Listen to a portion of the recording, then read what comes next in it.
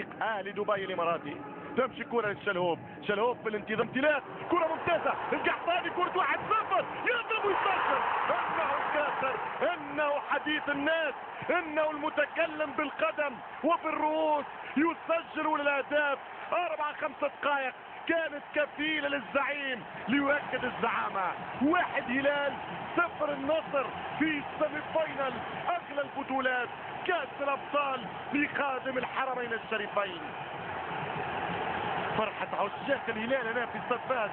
هدف جميل جدا، هدف ملعوب، الباس والهاتف كان في العمق، يفلت وينفلت القناص، يضرب الكاسر ليسجل ويرتفع مرة أخرى شعار الزرق، شعار الزعيم الهلالي.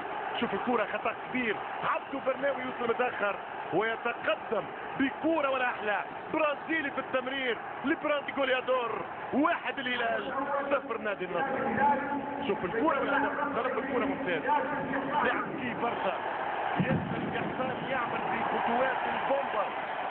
واثنين الحقيقة تاريخيين في الكرة السعودية بالكرة، يبعد على عبدو برناوي ما يوصلش القرني ويضرب ويسجل، يسدد في المرمى النصراوي. أولى الأهداف. شوف السرعة، شوف من الاول في، لكن اداره الهلال واعيه وذكيه برشا، مش ممكن تلعب بالنار، مش ممكن يغيبوا الذي يحضر دائما في كل الدربيات. الكاسر القحطاني تاخر ساعات.